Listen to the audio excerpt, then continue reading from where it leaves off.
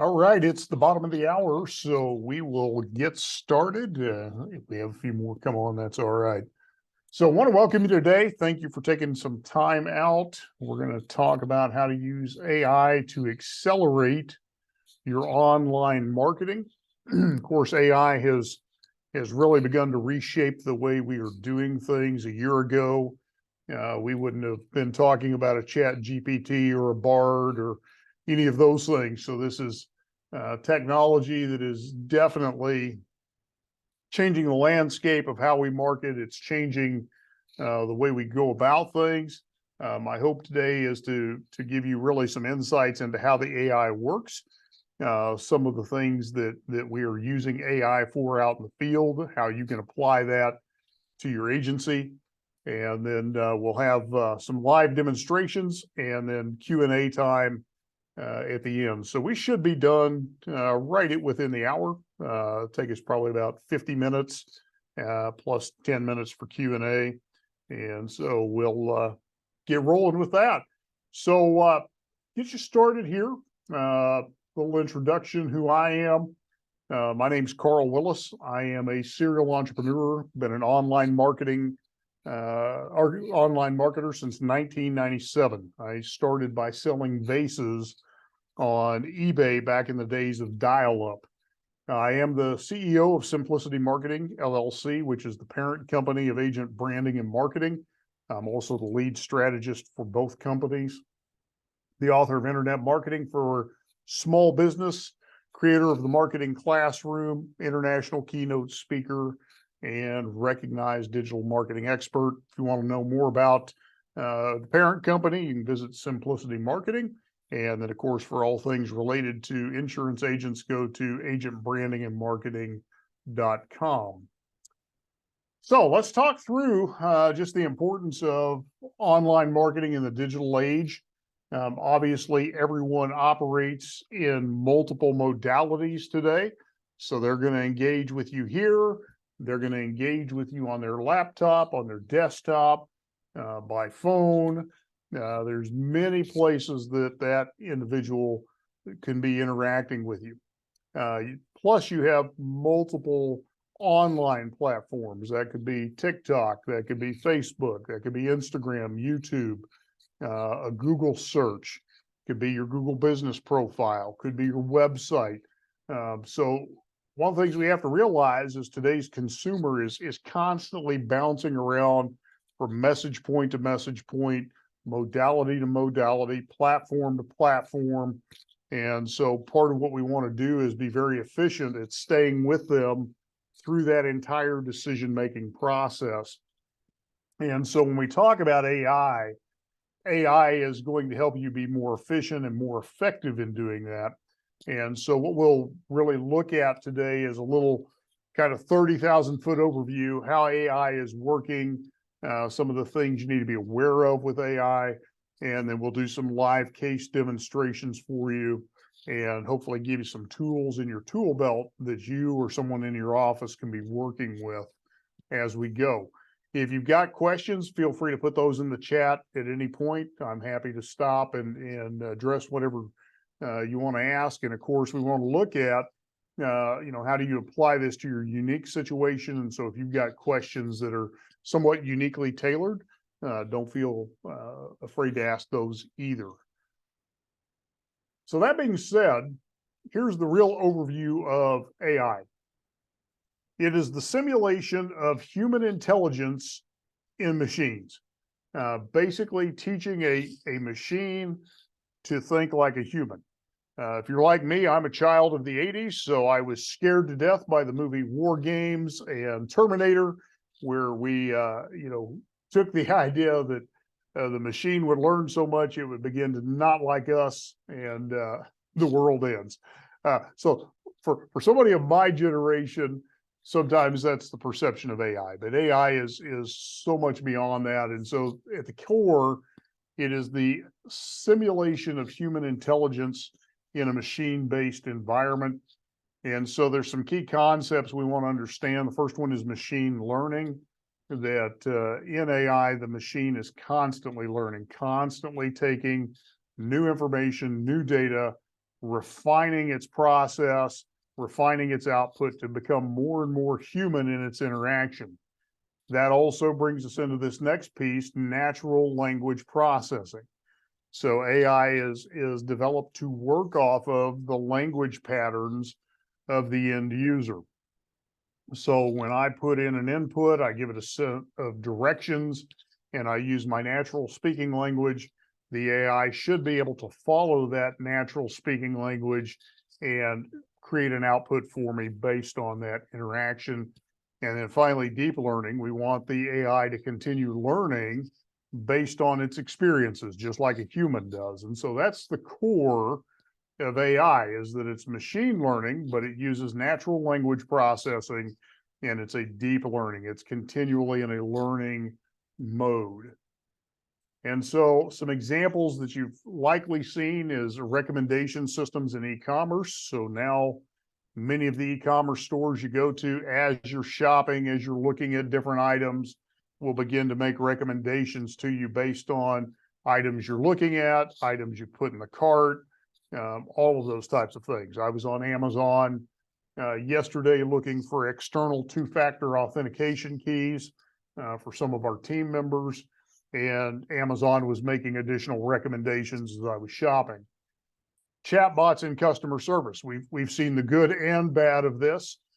2 months ago, I got stranded in Europe on a flight to Africa and got stuck in chatbot hell at American Airlines. And so that could be a bad scenario or it could be a great scenario. Obviously, from the human interaction standpoint, the AI can be used to really pre-screen, figure out what the problem is, and then hand it off to a human for the resolution of that problem. So that's a place that we're seeing it used quite often, especially with frequently asked questions, just different things that need to happen on a regular basis. We'll see those chatbots used. And then predictive analytics in financial services. Of course, financial services, we all know the disclaimer: past performance is no indication of future performance. And predictive analytics, however, will make decisions based on past performance of a strategy. And so these are things we're starting to see here over the last couple of weeks. TD Ameritrade migrated to Charles Schwab. When I opened up my Schwab account, one of the first things I was offered was a predictive analytics portfolio management system that is AI driven. So that's one of the things we're beginning to see as well. So here's how AI actually works. The machines learn from data and make intelligent decisions based on the patterns and insights that are seen within that data.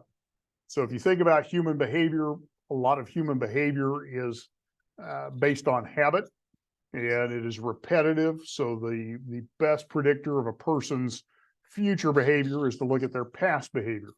Well, AI is using that same type of thought process as it evaluates data. What are the decisions and patterns that continue to show up? And based on that, here's the prediction or the output based on that observation. Of course, the machine can do it much faster than a person can do that in a comprehensive state.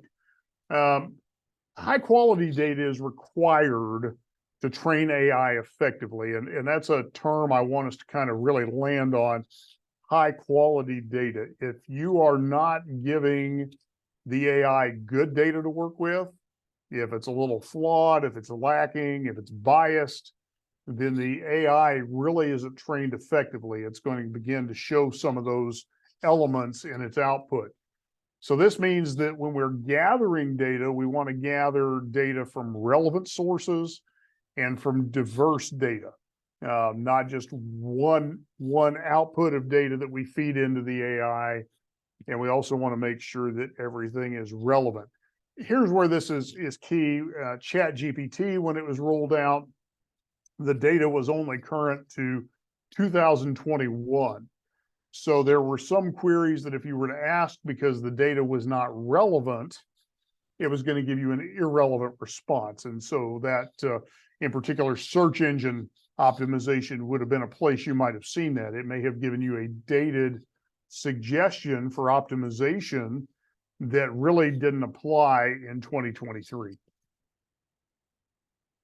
So when you train AI models, what you're going to do is you're going to expose the AI to labeled data that's known, and then you're going to allow the AI to learn from those patterns and relationships. There is a 60 Minutes interview with Google's CEO that came out around May or June. You can look for it on YouTube. It's about 20 minutes. One of the segment pieces is a robot soccer team that is learning to play soccer against itself using AI as the driver. And so it's learning plays and strategies and defensive moves, things like that, based on being exposed to data where it can evaluate the patterns and relationships. Then once it's trained, AI can then make real-time decisions based on not only the inputs that have been given to it, but then on the feedback from processing those initial inputs. So the AI is doing essentially what we would do as a human being. The input is, I put my hand on a hot stove. The feedback is, I'm not doing that again. I'm going to pull my hand off because I don't want to get burned. And so we learn from that. Well, the AI is going to use a similar process in the inputs and in that feedback loop that's occurring as the AI goes through that process. And so when we talk about using AI in marketing, that's the overview of how it works, what it is. But let's talk about some of the real world applications of how to best use AI in your marketing. One that's really critical and important to all of us is customer segmentation and targeting. So in your database, you may want to use AI to segment those who are shopping for life insurance, those who are shopping for health insurance, those who have been with you over a certain period of time. The AI can help segment. Or in the case of targeting a marketing campaign, we can train the AI to target based on previous behaviors. And this is something we're seeing very heavily in the Meta platform with Facebook and Instagram, is that the AI is learning based on the behavior of targeted individuals and then adapting to that behavior. So screen size may display differently. It may display a different headline or a different description based on the individual who's viewing at that particular time as part of that target audience. Predictive analytics for identifying customer preferences. So as you know, with Google, with Facebook, with all of these platforms, the user is the actual product. The user is the product because that information is being used for marketing purposes and sold to advertisers. And so when we're allowing the AI to do that segmenting and that targeting, one of the things that's going to happen is, for example, in Meta, Facebook, Instagram, it's going to already know what our preferences have been. What kind of stuff are you looking at? What are the videos you watch? What are the pages you engage with? Who are the people you tend to like and comment and share with? And so when we're advertising, that data is going to get fed into that targeting metric for predictive results. So one of the things that Meta has rolled out over the last few weeks is what's called a tailored lead program. Something we're using in-house. It's something we're using with some of our clients, where we are actually capturing the lead on the Facebook platform, but we're using the AI to generate that. And so what the AI is doing is it's identifying who is most likely to fill out this response form based on their previous behavior.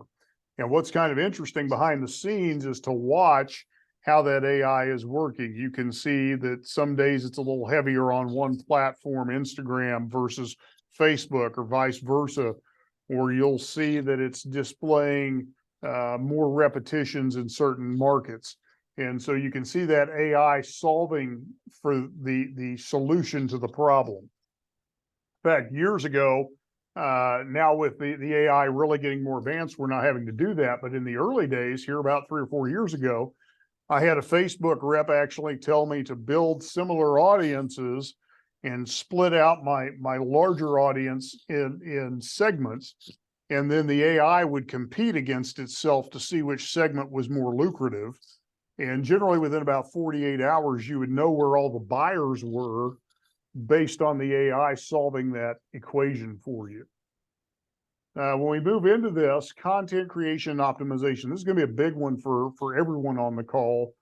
One of the things AI is going to allow you to do is be more efficient in creating content. When we talk about content, content can be blog posts, it can be articles, it can be press releases, it can be Facebook ads, it could be Google ads, it could be a podcast episode, it could be a video script, it could be a set of operating procedures for your office, a set of policies.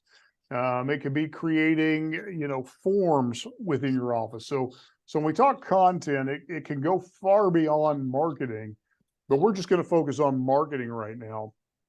And so what we're going to do is we're going to feed an input to the AI, and we're going to ask it to create a piece of content based on that input, based on the parameters that we're giving to it. Now, what the AI is going to do is it's going to draw information from all over the internet to create that piece of content. And there's pros and cons to that, which we'll get into a little later here in the presentation. Then the next thing we can do with it is we can take that content and we can ask the AI to optimize that content for SEO purposes. And so when we optimize it for the SEO purposes, what it's going to do is it's going to rework that content and put all the right pieces in place to make that more appealing to the search engines. Hope that makes sense to you as well. And then as we come in here, this is the more familiar piece of the marketing equation, chatbots and virtual assistants. So a lot of websites are using chatbots where we come on, it'll ask, hey, thanks for stopping by my agency page. How can we help you today? Somebody will be back in touch with you in the next 24 hours, or you might have frequently asked questions on that chat bot. Now, that's one of the things you'll find. Another way this is being used, this is one of the things we do in our marketing, is we will actually use the AI to pre-screen any leads that are coming through. So that AI is going to ask, are you an insurance agent? If you say no, it's going to tell you, you're not a good fit for our programs at this time. We wish you the best. If you say yes, then it's going to go on and ask you some more screening questions. So that's one of the ways that the AI is going to make you more efficient in your process. Then you've got automating customer support and lead generation. So again, if you've got frequently asked questions that your customers are asking you, your AI support bot can handle a lot of that, free up the time of your experts in-house. And in lead generation, we don't want to spend our time with leads that are not effective, leads that don't really qualify. And so we want to use this lead generation AI to our advantage. So just to give you an example with the tailored lead program that Meta is running on Facebook, we are seeing really good lead quality coming out of that. The AI is doing a good job of figuring out who we want. We get a few SKUs. We've got one AI campaign we're running where we told the parameters, ages 25 to 55, and a 75-year-old came through. It's not perfect, but overall the lead quality is decent. We're seeing good cost per leads. We're seeing higher conversion numbers off of those leads. And so as that AI develops, the lead quality is getting better and better and better. So let that be a source of hope for you. If you've ever bought crappy leads before, we're seeing that the AI, if we feed it the right information, is really starting to produce some decent results. Biggest challenge in the insurance arena, if you're a captive agent, some of your companies are not going to allow you to use AI-driven lead forms on Facebook and Instagram. If you're independent, you're going to be able to use those pretty freely. But obviously, if you're captive to a larger company, sometimes there's going to be some compliance things there that would prevent that from happening as you go. So that's something to check with in your own marketing compliance. Ad targeting and optimization, AI-driven ad platforms and programmatic advertising is one of the strengths of AI. We'll demonstrate this here in a minute. We can actually go into the AI and ask it to write the ad, tell us who the target should be, put the parameters on that targeting, and it will spit out not only our ad copy, but it'll spit out our targeting, it'll spit out budget recommendations, it'll spit out enhancements to the advertising, things that are going to make those ads work even better. In the case of Google search ads, Bing search ads, their platform now has AI built into it. So you will get these recommendations on your accounts where it will say, we recommend that you implement this automation, because what it's going to do is it's going to change the bids at certain times of day or based on who's searching or whatever other criteria that AI is working off of. And the idea is to make it more efficient, to bring the cost down, to get a better cost per lead. And so one of the things we are seeing in the pay-per-click arena is, especially with Google, we are starting to see lower cost per conversions as that AI dials in. The largest ad account that I personally manage with our team, we spend almost $80,000 a month on ads. And we have seen our cost per conversion, meaning cost per sale, drop almost $3 per conversion over the last 120 days as that AI has really begun to improve and become more efficient. So just know that as this develops, it will become a more efficient process in your advertising as well. And then you've got real-time bidding and ad placement adjustments. So in both Google, Facebook, Bing, the AI will adjust your bids accordingly, time of day, based on how many people are competing against you in the auction. In the case of Facebook and Instagram, it will actually modify the ad. It will modify the ad copy. It will also change the bidding. It will change placements based on the person that they're going after, time of day, all of those types of criteria, behavior of the individual. The AI is constantly going to be learning as it goes. And so those campaigns are meant to improve as time goes on. We normally tell new clients coming in 30 days to get started, 45 days to get somewhat optimized. By 90 days, you're generally pretty dialed in with the AI. And so those are some things to keep in mind as well. Some common mistakes when you're using AI for marketing. This is the first one: lack of understanding of the limitations of AI. And what this really comes to is being over-reliant on AI without human oversight. So the danger of AI is that you become lazy. If you become lazy, AI has some weak points that can be problematic for you, especially if you're a captive agent, if you've got compliance issues that you're going to have to be thinking about. You're going to want to make sure that the AI information that's coming out has been scrutinized and looked at by somebody who can sign off on that, make sure that it's valid, make sure that it's compliant, all of those types of things. Misinterpretation of AI generated insights. If you don't understand the topic or you don't understand the output, you could misinterpret what's being put there.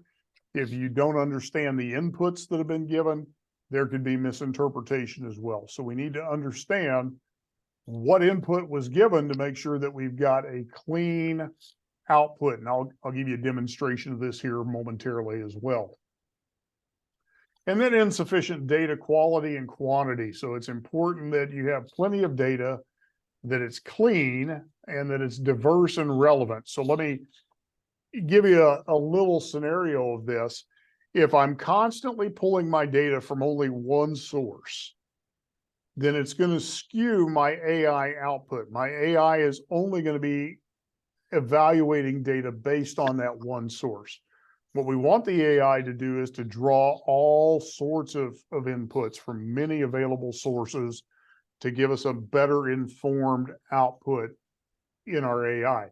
So we want it to be clean, meaning it's not biased. We want it to be diverse. It's not from just one place. And we want it to be relevant. Again, in the case of ChatGPT, when it was released to the public, the data was only good through 2021. So if you were asking a time-sensitive question, your data would have been irrelevant based on the date. Then you've got challenges in data collection and data privacy. So you also have to be thinking about, in your data inputs, how was that data gathered? Was proper privacy protocols followed? Was it collected in an ethical manner? How was that data collected? Kind of like email marketing. We want everybody to opt in. You've given us permission to email you. We don't want to just be using bot lists of data and feeding that to the AI. There's some ethical issues with that. So we're going to talk about that here momentarily as well.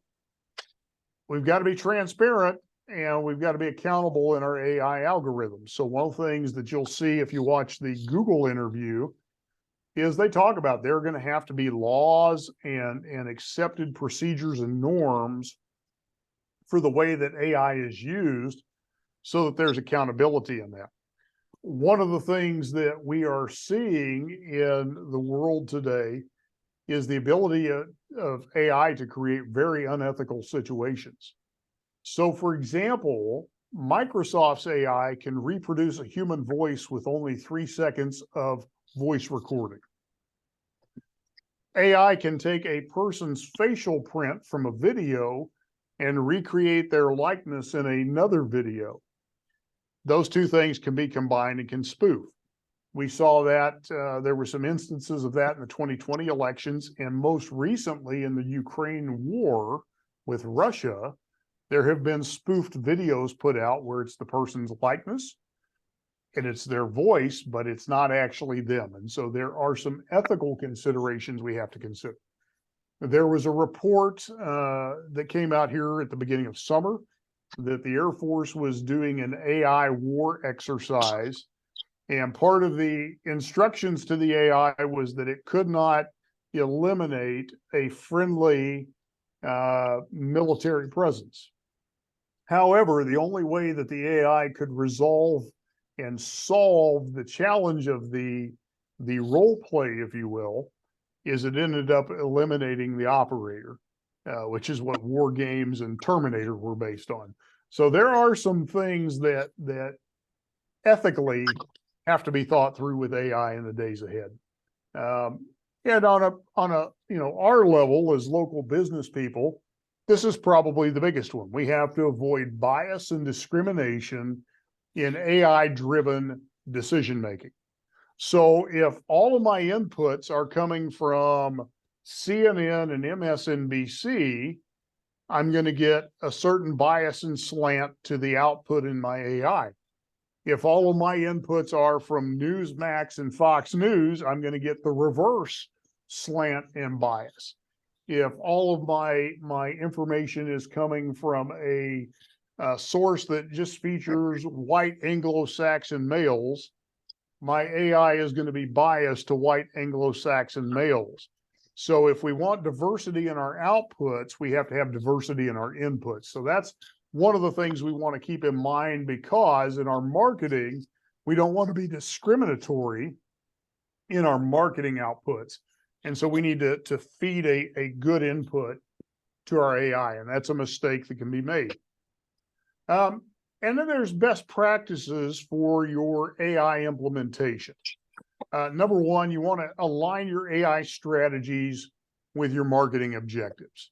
So just make sure that if your objective is lead generation and your lead generation is for people who are in the market for life insurance, that your AI strategy matches up to that.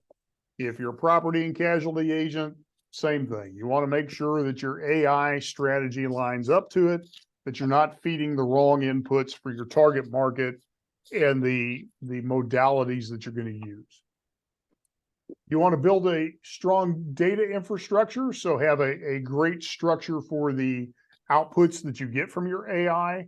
And at the same time, you want to have strong data infrastructure for your inputs as well. If you're using customer information, customer demographic information, make sure that you're protecting that data well. That's one of the things, obviously, we've seen a lot with Facebook. Facebook is not doing a great job of protecting data these days. They're having to work on that.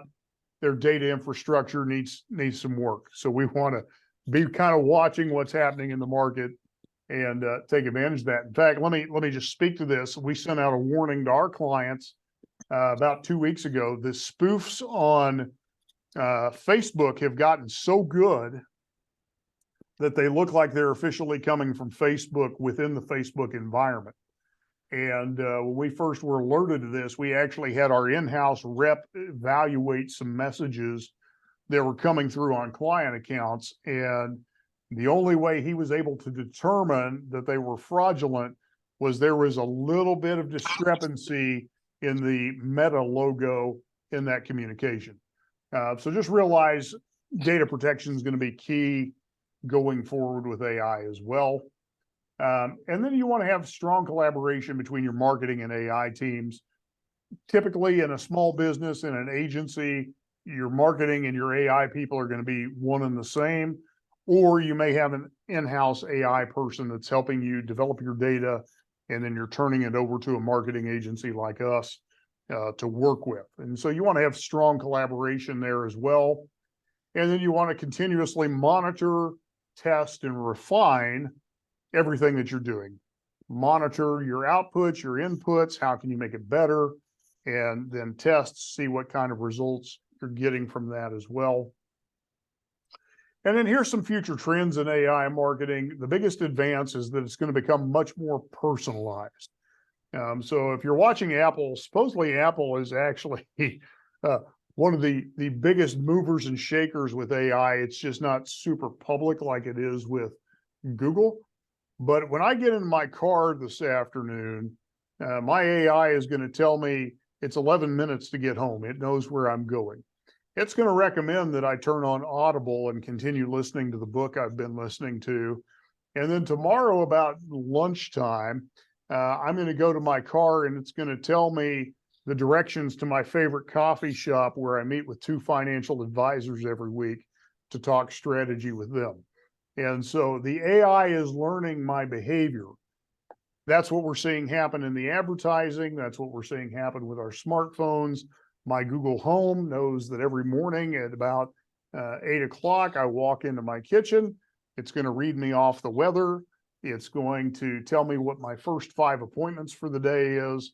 It's going to ask me if I want to shut off the lights in my living room about 10:30 at night. The AI is learning my patterns. And so those are some of the things that we're seeing. The real implication is it's going to become much more personalized. We're seeing this with Google. You and I could sit in the same room, use the same internet connection, but be on our separate laptops. And because of our patterns and our history, if we pulled the same search, the AI would give us different results based on who we are and what we do. As we move through this, here's the challenges and opportunities in the evolving landscape. The challenges are there are going to have to be parameters put in on the AI, probably some legal parameters. The opportunities are as AI becomes more sophisticated, there's going to be more things we can do with the AI. And so it's a two-edged sword. With the advancements are more cool things we can do, always with cool things and advancements. There's always misuse, and misuse will be the reason we have to put some legal and ethical boundaries in place in using our AI. And so in conclusion, what I'm going to do is take you through some practical steps. Then we'll open it up for QA and we'll finish out, from there. So let me escape out of the screen. And we'll start with ChatGPT. I personally like ChatGPT. as a marketer because of its language capabilities. I think it's more advanced in language. It brings in the emotional component of marketing. It brings in the spiritual component of marketing. So it creates a much better piece of content. But we'll start with a fun one. This is the one that I always like to start with. Write a love letter from a husband to a wife. And I'm not going to give it any more parameters because I want you to see how it fills in the blanks. And I want you to notice some of the wording here as well. As I sit down to write you this letter, my heart swells. So it's using emotionally charged language. My heart swells with love and gratitude for having you by my side. Now, the reason I want to point this out is people make buying decisions first with emotion, and then they support it with logic. So the fact that the AI can create a moving, emotional piece of content is pretty impressive, and it's going to be very powerful to you and the things you do in your marketing as you use AI. Now, there's a couple of things that are going to be kind of interesting as you read through this. One of the first things it says is, I cherish the little things, the way you make our house feel like a home, your amazing culinary creations that fill our kitchen with delicious aromas. Let's stop there. What if the spouse is a bad cook? What if they don't have a kitchen? What if all they ever do is eat out? So the AI is filling in some blanks. It's making some assumptions to fulfill the objective. So it's filling in blanks. We would want to tell it more. This is part of why we would want some human intervention in this, some human interaction. A couple of other things that it talks about, are the way the marriage ceremony went, their wedding day, little things like that. So those are an example of how this works. But again, one of the things that I like for marketing with ChatGPT is the emotional language. So now we'll put it up against Bard. This is Google's version. And we're going to type the same thing. Google has been really trying to catch up to ChatGPT. You'll see the content not as deep. When you read over it, it's going to fill in some blanks too. So notice it says, I still remember the first time I saw you. You were standing across the room at a party, and I was immediately drawn to your beauty. Well, what if it was we were in history class together in college? So it's made up some facts that really aren't necessarily the facts. It's filling in the blank.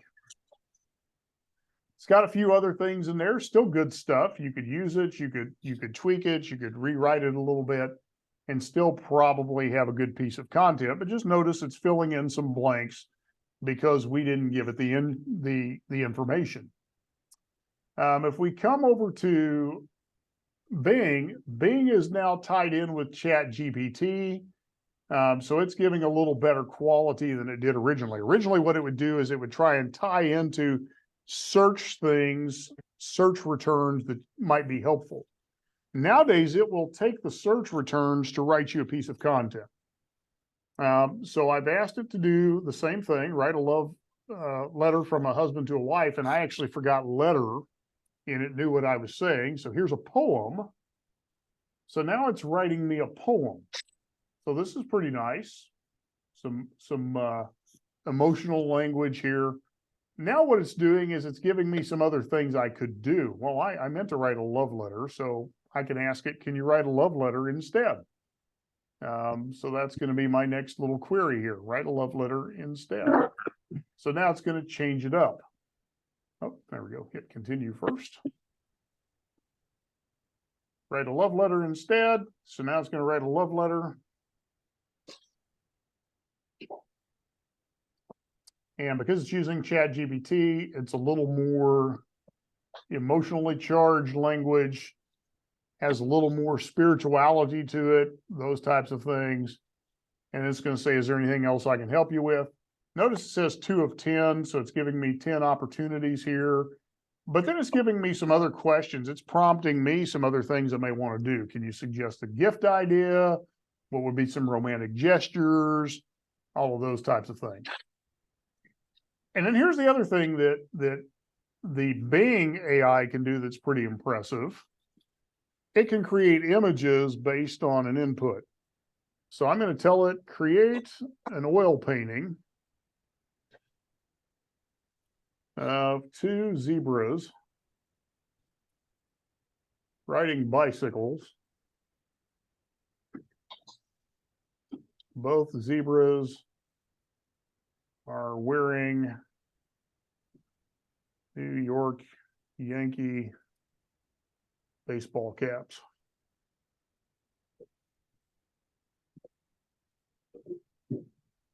And so we'll turn that loose. It'll take a couple seconds, and it's going to actually give us 4 variations of the image I just described.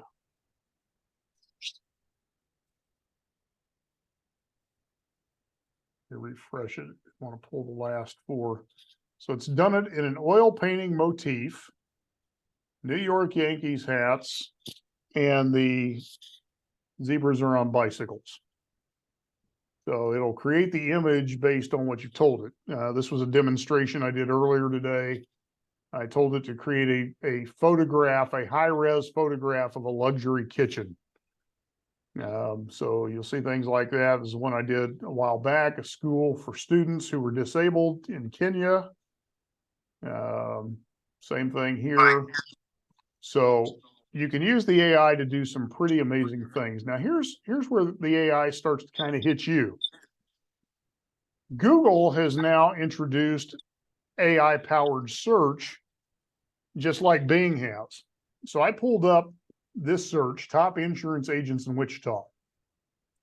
So here's the normal thing you would see: maps, reviews, related questions. If there were ads, the ads would be up top or they might be below the maps. But here's what Google's doing now.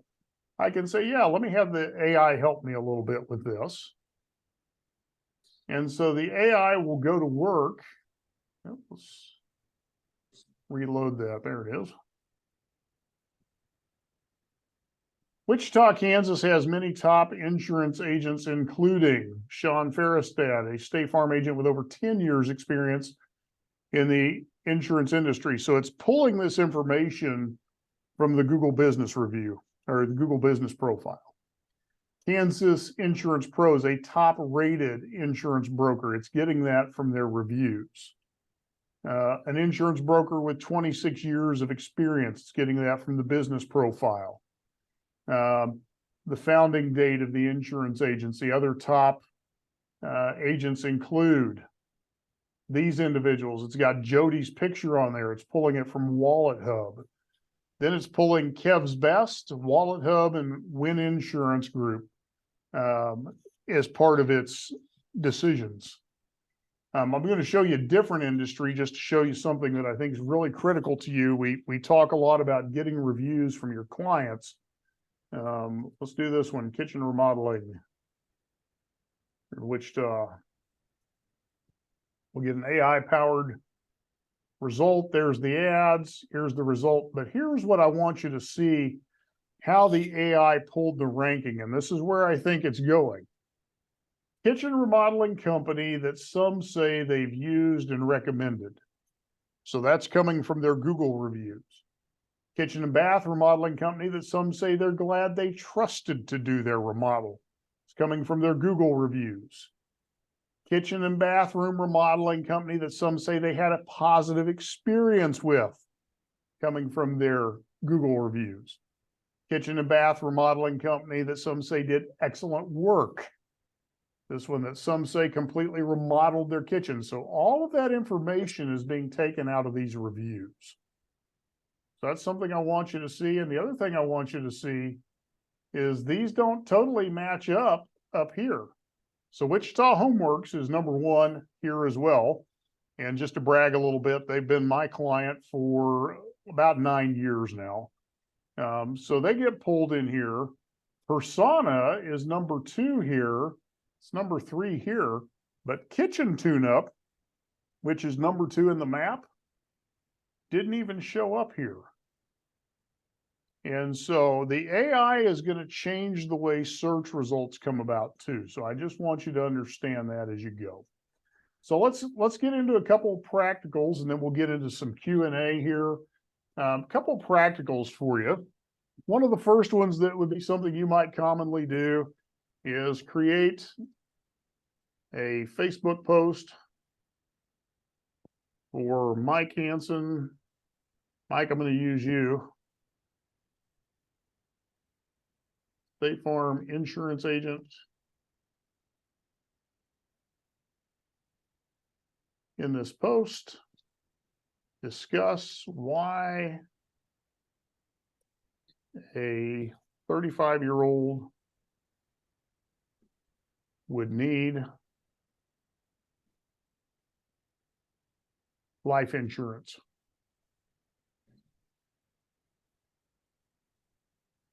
Also give guidance as to what imagery should be used with this post.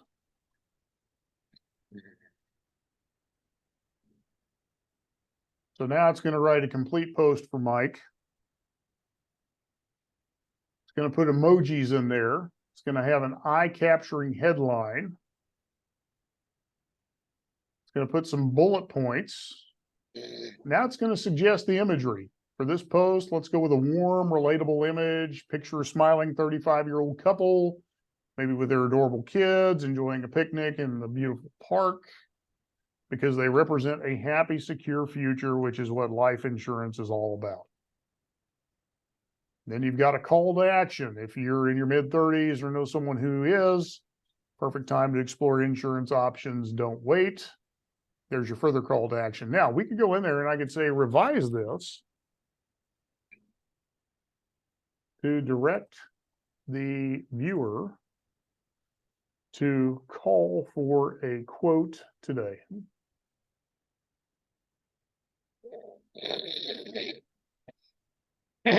And so it's going to go back, it's going to rework this ad. And now the call to action is call today. I could take that a step further. I could give it the phone number and it would put the phone number in here. So what it's going to do is it's going to create these ads now, or these posts. If we were going to create an ad out of this, we'd come in here and we'd say create an ad using this post, give the targeting information for the ad. So now it's going to go to work doing that. So now it's created an ad with a headline. It's going to give us the imagery. And then here's the targeting information: 30 to 40 years old, your area, people in their mid-30s, married or in a relationship, their interests. Put it on Facebook and Instagram. The ad schedule, here's where you would want to run it. Here's how to allocate your budget. And then what we would want to do, because Facebook is using AI, Facebook allows us to create 6 variations of that ad. So then we would go back and tell it, create 5 additional variations of this ad. And so now it's going to give us 5 different versions of this ad on top of the original version that we just created. And so what will happen with Facebook's AI is Facebook's AI will then spin those images, those videos, those headlines, the descriptions, and it will find what is the best performing ad based on the input that we've given it. And it will start to target its audience based on the feedback that it's getting from that ad. So let's go to another way to use this. Let's go to pay-per-click. We're going to do the same thing here, create a pay-per-click ad campaign for auto insurance for Mike Hansen State Farm. This ad will target Boise, Idaho, plus 15 miles. Include keywords, negative keywords, ad copy, and additional targeting information. So now it's going to give it a campaign name. It's going to tell us which network to put it on, the search network, targeting radius, our keywords, our negative keywords. Then it's going to give us 5 variations of ads with a headline, a description, and a display URL. Then it's going to come down here. It's going to give us the additional targeting, optimized for mobile devices. Here's the best ad schedule. Consider this demographic. Use these extensions. Use this ad rotation. And then set your budget and bidding on a manual cost per click to control your cost per click. Which is interesting. The AI is actually suggesting that we use a manual cost per click. So we can use that for our pay-per-click. Next thing we can do is if we're doing a piece of content, let's tell the AI, write a 500-word article on how to save how to save money on your auto insurance premiums. So we'll let it write that. So it's given us an introduction, bullet points. Obviously, we'd want to probably tidy that up a little bit. Give us a conclusion. We could put a call to action in there. I'm going to say rewrite this article using examples.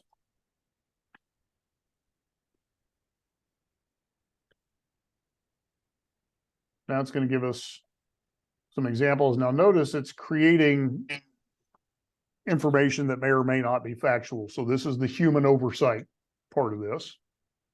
And then we're going to do one other thing here. We're going to tell the AI SEO optimize this article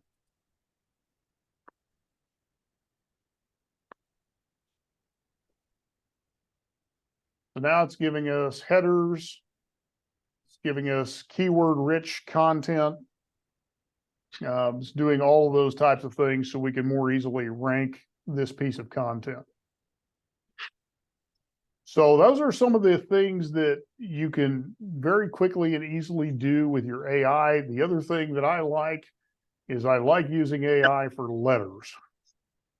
So write a customer letter, Carl Willis, thanking him for choosing the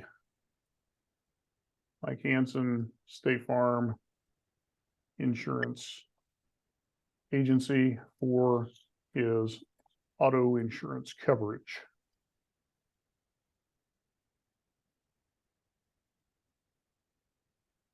So now it's going to give you the letter. It's going to put it out there, write it out nice and gentle for you, tell you where you need to fill in the blanks, and off you go.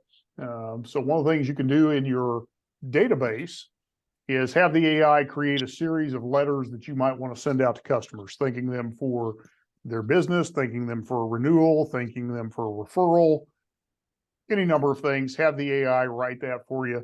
Again, you want to just go through it and make sure that everything it says is accurate to your situation, to your agency, to your company.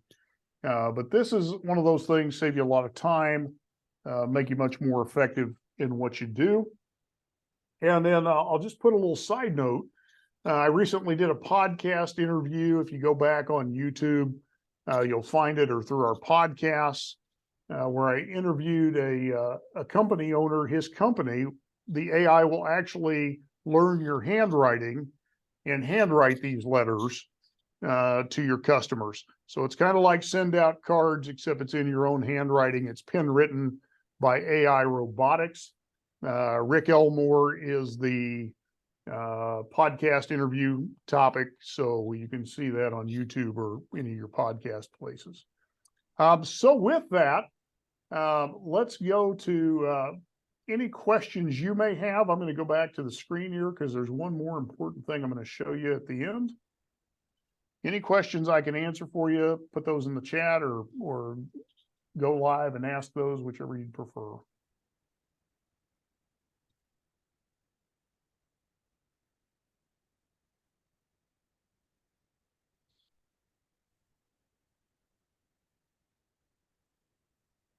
And while we're waiting, just to show you the power of AI, this entire presentation was outlined and written by ChatGPT. So had I done this by hand, this would have been about a 2 or 3 day task for me.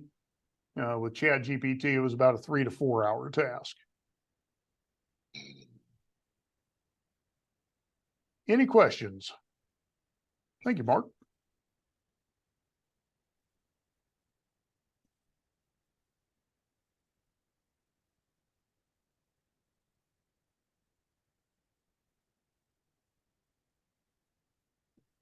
All right, going once, going twice, going 3 times. So we'll bring this presentation to an end. There will be a recording up on our social media here in the next week or so. And feel free to reach out if you've got any questions on how you can implement. If you're not already our client, we'd love to do a strategy session with you at some point. Feel free to schedule that from our website at Agent Branding and Marketing. Thanks again for attending and hope you have a great remainder of your day today.